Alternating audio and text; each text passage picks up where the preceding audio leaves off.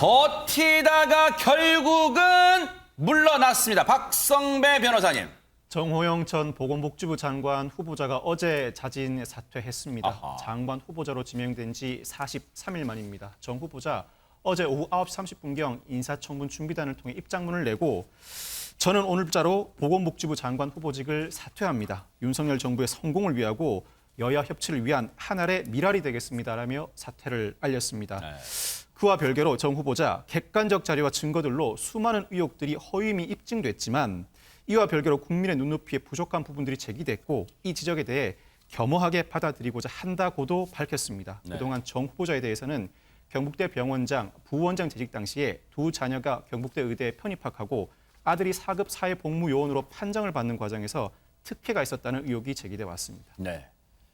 43일. 와, 시간이 그렇게 훌쩍 지났나요? 그런데 그동안 숱한 지금은 야당 됐으니까 민주당의 공세에도 그리고 언론들의 지적에도 속된 말로 맷집 좋게 버텼어요. 그 당시의 발언 쭉 들어보시고 이어가 보도록 하겠습니다. 언제쯤 자진 사퇴하실 계획입니까? 이 나라의 보건복지 임무를 완수하라는 그 일념으로 제가 하겠습니다. 본인이 이 공정과 상식의 가치에 부합하는 인선이라고 판단하십니까? 네, 저는 그렇게 생각하고 있습니다. 네, 제가 떳떳하다고 생각했기 때문에 이 자리까지 왔습니다. 사실관계가 규명되지 않은 채 국민의 눈높이가 맞춰진 것이 아닌가. 저 때만 해도 표정 보셨죠? 자신감도 좀 엿보였어요. 당당함. 그런데 결국은 43일 만에 어젯밤에 자신의 자진 사퇴 의사를 밝혔는데 그런데 허주연 변호사님 사퇴 입장 밝히기 전에 누구와 통화했다면서요? 맞습니다. 바로 윤석열 대통령과 통화를 했다고 알려지고 있습니다. 정 전 후보자가요, 23일 밤 자진 사퇴 입장을 밝히기 전에 윤 대통령과 직접 전화 통화를 한 것으로 지금 알려지고 있는데 아하. 대통령실 관계자에 따르면요, 두 사람이 전화 통화를 했던 것은 정 전 후보자가 윤 대통령에게 이제 사퇴에 대해서 양해를 구한 어떤 사전 보고 형식의 통화였다. 그런 의미였다. 이렇게 밝히고 있는 상황인데요. 윤 대통령 반응이요. 이걸 듣고 사실상 별 반응 없이 수용키로 한 것으로 지금 알려지고 있습니다.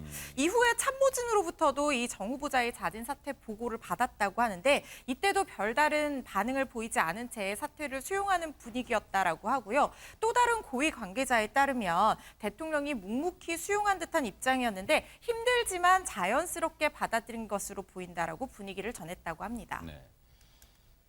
본인은 정호영 전 후보자 본인은 억울할 수도 있을 거예요. 그런데 본인 입으로도 얘기했지만 국민 눈높이라는 게요. 그렇게 호락호락한 게 아니었습니다. 그런데 입장 밝히기 전에 임면권자인 대통령과 통화를 하는 건 어떻게 보면 예의를 갖춘 거겠죠. 그런데 어제 아침 출근 때 윤석열 대통령은 이런 입장이었어요. 한번 들어보시고 이어가 보도록 하겠습니다.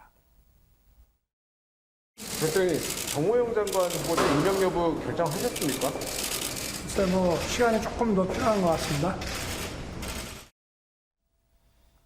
지금 보신 것처럼 어제 아침 출근길만 해도 대통령은 윤석열 대통령은 시간이 좀 더 필요한 것 같다. 아니 그럼 김현주 평론가님 그 이후에 무슨 일이 있었던 거예요? 그래서 시간이 필요하다는 표현에서 주어가 상당히 애매모호하죠. 아하. 그 대통령이 시간이 필요한 것인지 아하. 아니면 그 직접 의견을 밝힐 분이 시간이 더 필요한 것인지 상당히 좀 모호한 입장이었는데 네. 결론적으로 보면은 한덕수 총리 인준 이후에 최종 퍼즐이었다고 많은 분들이 평가하는 정호영 보건복지부 장관 후보자가 본인이 이제 스스로 사퇴 입장을 밝힌 것으로고 이제 대통령에게 통화를 통해서 보고한 것으로 지금 밝혀지고 있지 않습니까? 네.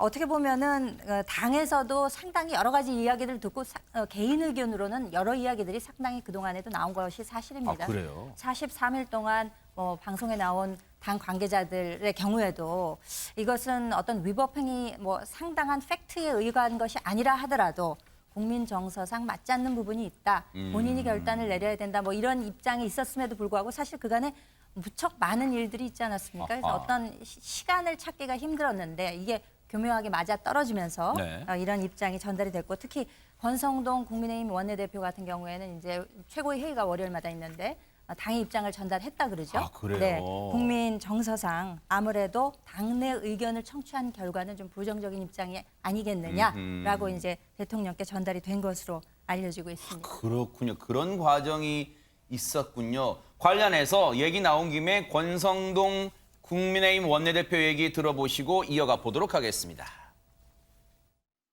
이제 거치 문제는 본인이 스스로 판단을 해야 된다, 저는 그렇게 생각을 하고 있고요. 당내 중진 및 또 다수의 의원들로부터 의견을 청취한 결과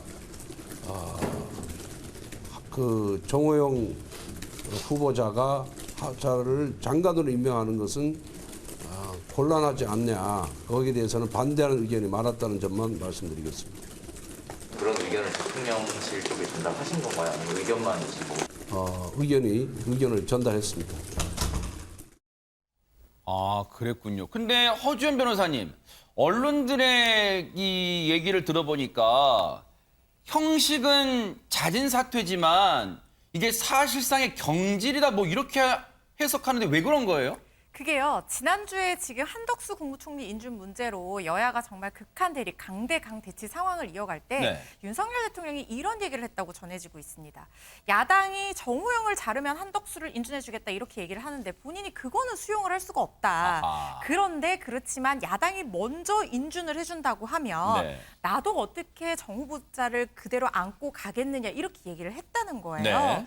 그러니까 이 내용을 해석을 해보면 내가 먼저 양보할 수는 없지만 야당이 양보해주면 그거를 고려하겠다라는 얘기인 거죠. 이런 얘기가 이제 나왔다고 하니까 네. 사실상 형식은 잦은 사퇴지만 지명 철회나 경질이나 다름없다라는 얘기가 나오고 있는 건데 네. 그도 그럴 것이 지금 관계자들 얘기들도 그걸 뒷받침하고 있습니다. 대통령실 고위 관계자가요. 직접 인사권자가 거취를 정리해달라 뭐 이렇게 말하기는 좀 부담이 됐다는 거예요. 그래서 여러 루트를 통해서 뭔가 그 대통령실의 의중을 정전 후보자한테 전했다고 합니다.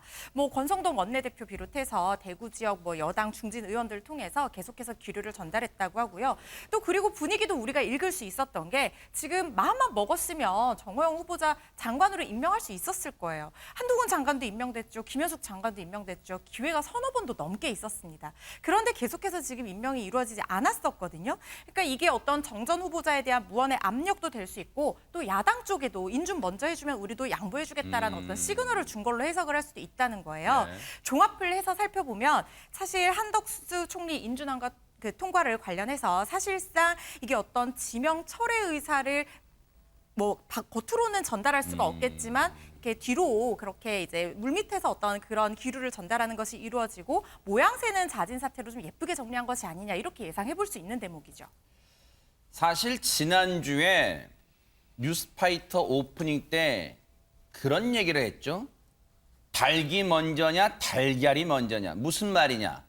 한덕수 총리 후보자 인준이 먼저냐. 정호영 보건복지부 장관 자진 사퇴가 먼저냐. 그런 얘기를 했었는데 결국은 이런 상황이 됐어요. 영어 속담에 그런 게 있죠. 달걀을 손에 쥐고 동시에 또 먹을 수도 없어요. 뭔가 하나는 내놔야 되는 거 아닌가 그런 상황이었습니다. 관련해서 여야 반응 들어볼게요. 먼저 야당 측 그동안 물러나라 했던 야당 측 민주당 반응 들어보시고 이어가 보도록 하겠습니다. 문제투성이의 정호영 보건복지부 장관 후보자가 야반도주 하듯이 어젯밤 늦게 자진 사퇴했습니다. 윤석열 대통령이 마지막까지 뜸들이다가 국민 역풍이 무서워 마지못해 취한 조치라고 볼 수밖에 없습니다.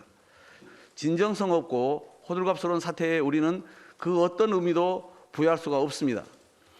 셀프 검증, 셀프 판정, 셀프 평가에 이은 셀프 사퇴입니다. 정호영 후보자는 여야 협치를 위한 한 알의 미랄이 되고자 사퇴한다고 밝혔습니다.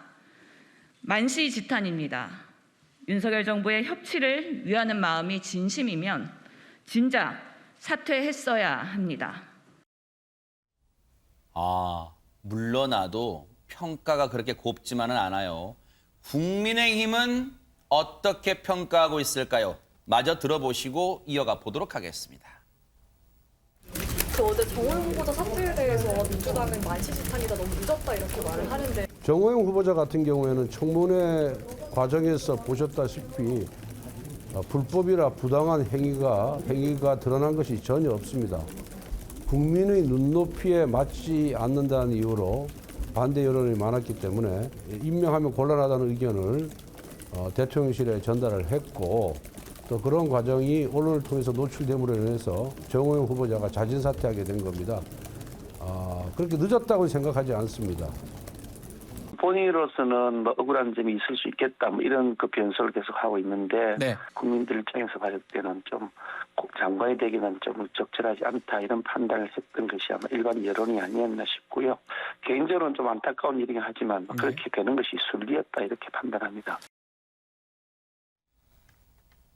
정호영 전 후보자의 자진 사퇴에 대한 여야의 평가를 들려드렸는데 일단 김현주 평론가님. 민주당이 신현영 대변인의 만시지탄 이 표현은 양반이에요. 오히려 박홍근 원내대표가 야반도주하듯 호들갑스러운 사퇴, 진정성 없는 사퇴, 아주 물러나도 그 자체도 또 평가절하하고 있습니다. 그래서 야반 도주는 최근에 어디서 좀 들었던 얘기죠, 사실은. 한동훈 장관 입에서 먼저 나왔던 이야기인데 사실상 윤석열 정부가 이제 새로이 출범을 하게 되는데 그동안 이 국민 정서가 있지 않았습니까? 새 정부가 출범하면서 야당도 협조를 해야 된다. 그래서 이제 설문조사 결과를 보면은 아무래도 총리 인준에 대해서 이거 인준을 시켜줘야 된다라는 것이 훨씬 높았습니다. 그 결과가. 그렇게 되면 야당 입장에서도 계속해서 발목 잡기의 모양새로 가는 것이 지선을 앞두고 있는 입장에서 결코 유리하지 않을 수 있는 그런 국면이죠. 지금 또 더군다나 이런 상황에서. 그렇기 때문에 한덕수 총리 인준과 이 정호영 후보자 간에 어떤 연동되어 있는 묘한 관계가 있었던 것이 사실입니다. 그렇기 때문에 이제 총리 인준이 이루어지고 여기서 이제 대통령에게 부담이 되지 않는 형식인 것이 중요하기 때문에 자진 사퇴의 형식을 빌었던 것이고 네. 그렇기 때문에 또 국민의힘 입장에서는 이것을 평가할 수밖에는 없죠. 본인은 아무래도 뭐 특별한 위법 행위가 없었던 것에 기인해서 억울한 측면이 있을 것이다라고 인정하면서도 그럼에도 불구하고 국민의 눈높이에 맞지 않는다는 점을 스스로 인정하고 사퇴했다는 점을 평가한다라는 입장인 것이고 네. 어떻게 해서든지 더불어민주당 입장에서는 이것을 평가절하하기 위해서 만시지탄 내지는 야반 도주까지 나오지 않았나 이렇게 생각이 됩니다. 최전봉 교수님. 네.